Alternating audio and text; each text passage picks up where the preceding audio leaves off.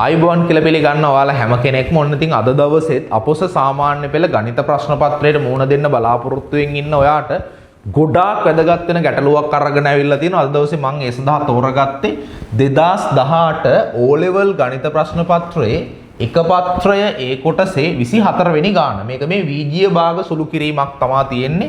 විජ්‍ය භාග දෙකක් දීලා තියෙනවා. මේක බෙදන්න කියලා. ඉතාමත් සරල ප්‍රශ්නයක්.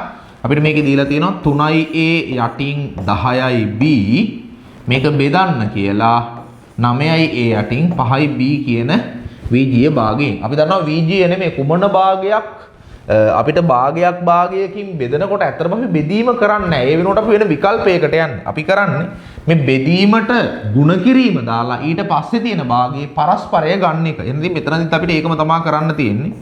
3a යට 10b තියෙනවා. මේ බෙදීමට දානවා ಗುಣ කිරීමක්. මෙතන තියෙන භාගයේ හරයයි ලවයයි මාරු කරනවා. ඒතර 5b එනවා ලවයට, හරයට යනවා 9. අන්න දැන් මෙතන විජ්‍ය භාග දෙකක ಗುಣ කිරීමක් බවට පත් වුණා. එතකොට හරි ලේසි වැඩේ. කැපෙන ඒවා කපලා දාන්න තියෙනවා. අපි බලමු අපිට කපන්න පුළුවන් තත්ත්වයෙන් තියෙන්නේ මොනවද කියලා මේකේ. මේකේ වාට පේනවා බැලුවම 3ට 3 ඒවා 1යි, 9ට 3 ඒවා 3යි කියලා කපන්න පුළුවන්. තව bට b ඒවා 1යි, bට b ඒවා 1යි. තව 5ට 5 ඒවා 1යි, 10ට 5 ඒවා 2යි කියලා කපන්න පුළුවන්. බෙදන්න පුළුවන්. එතකොට ලවයෙන් ඉතුරු වෙනවා මෙතන 1a, මෙතන එක්වරක් 1 1යි. ඒකේව වැඩක් නැහැ. ඒ කියන්නේ a විතරයි ඉතුරු වෙන්නේ.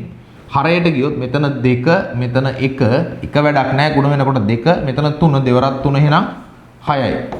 a බෙදීම 6ක් නැත්නම් a යට 6ක් කියලා තමයි මේ විජ්‍ය භාගයේ උත්තරය අපිට ලැබෙන්නේ බෙදලා ගත්තට පස්සේ. ඉතින් මම හිතනවා ඔයාට මේ ගානත් ඉතාමත් සරලව තේරුම් ගන්න හැකියාවක් ලැබුණා කියලා. ඉතින් එහෙනම් මේ වගේම තවත් වැදගත් ගැටලුවක් එක්ක හමු වුණතුරු ගිහිල්ලා එන්න. ඔයාලා හැමෝටම සුබ දවසක්.